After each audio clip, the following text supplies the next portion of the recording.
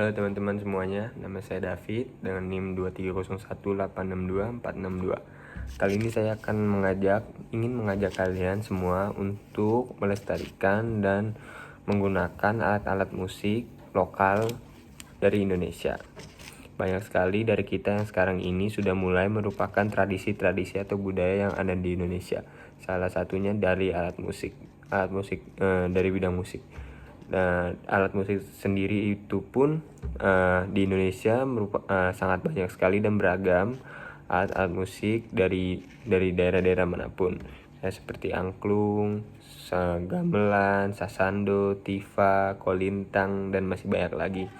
Dan alat-alat musik seperti itu sudah jarang sekali untuk digunakan dalam kehidupan kita.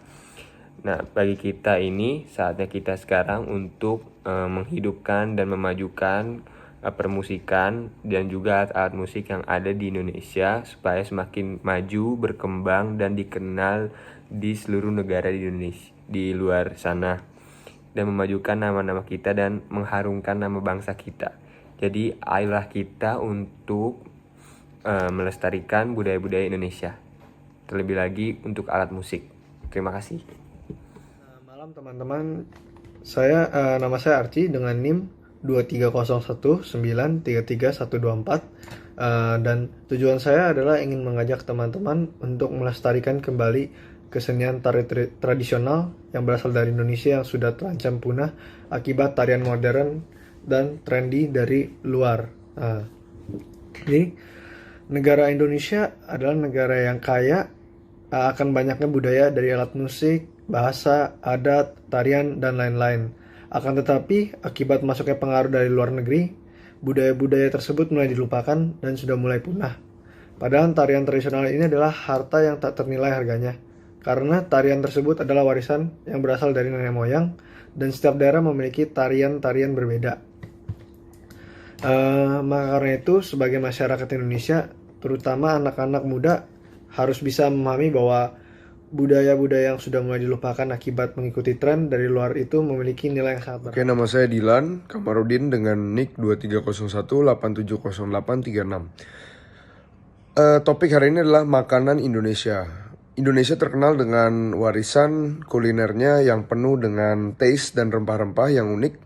Ya, bahkan rendang dinobatkan sebagai makanan terenak di dunia oleh beberapa sumber jurnalis dari luar negeri. Banyak anak-anak muda di zaman sekarang lebih suka makan makanan yang fast food, western yang berasal dari luar negeri, tapi jarang yang mau melestarikan makanan-makanan seperti makanan Indonesia.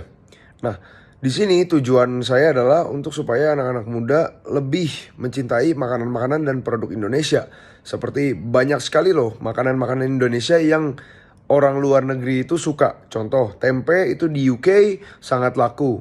Ya, kayak begitu rendang di US juga ada sangat laku. Salah satu restoran Indonesia di US. Nah, mari kita sebagai warga Indonesia melestarikan makanan-makanan Indonesia. Macam-macam seperti di Papua ada papeda, lalu di Manado ada khas bumbu rica-rica, lalu di Jawa ada gudeg dan sebagainya. Nah, anak-anak muda lebih harus melestarikan itu, bisa juga untuk menggunakan sosial media yang di zaman sekarang. Banyak anak muda zaman sekarang justru malah foto makanan khas luar negeri dan sebagainya. Tapi sebagai warga Indonesia yang baik, kita sebagai anak muda harus melestarikan budaya makanan Indonesia, karena makanan Indonesia adalah salah satu budaya yang paling bisa dibanggakan dari kultur Indonesia di dunia. Sekian dari saya, terima kasih. Nama saya Teddy Prasetyo, NIM 23018727772. Saya akan menjelaskan tentang budaya batik di Indonesia. Batik merupakan salah satu budaya khas Indonesia. Batik adalah kain dengan motif unik tersendiri yang berbeda-beda yang berasal dari Indonesia. Batik memiliki sangat banyak jenis dan berasal dari beberapa daerah di Indonesia. Dan setiap daerah asal batik memiliki ciri khasnya tersendiri. Saya ingin mengajak untuk melestarikan dan menjaga budaya batik di Indonesia. Bila bukan kita yang melestarikannya, maka negara lain akan mengklaim dan mengambil budaya batik ini, karena batik Indonesia sendiri sudah terkenal hingga ke mancanegara. Dikarenakan batik memiliki motif kain yang unik dan memanjakan mata. Ada beberapa daerah penghasil batik di Indonesia dengan keunikannya yang berbeda-beda. Beberapa daerah diantaranya adalah batik khas Bali, batik Yogyakarta, batik Cirebon, batik Solo, batik Jepara, batik Madura, dan masih banyak daerah lainnya. Metode pembuatan batik sendiri ada dua jenis, yaitu batik cap atau cetak dan batik tulis atau lukis. Batik cap dibuat dengan menggunakan cetakan motif yang sudah tersedia. Proses pengerjaannya kira-kira hingga 1 hingga 3 hari. Kemudian ada batik tulis atau batik lukis yang dibuat dengan cara seniman batik yang melukis langsung di kain batik itu dengan menggunakan alat canting. Untuk batik lukis sendiri proses pengerjaannya lama. Akan memakan waktu hingga 1 hingga 3 bulan. Tradisi membatik pada mulanya merupakan tradisi turun-menurun.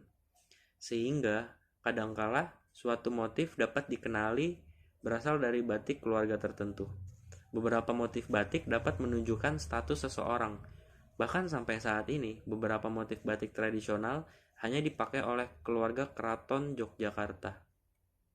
Hingga saat ini, batik sudah terkenal hingga belahan dunia dan ditetapkan sebagai warisan budaya oleh UNESCO sejak 2 Oktober 2009.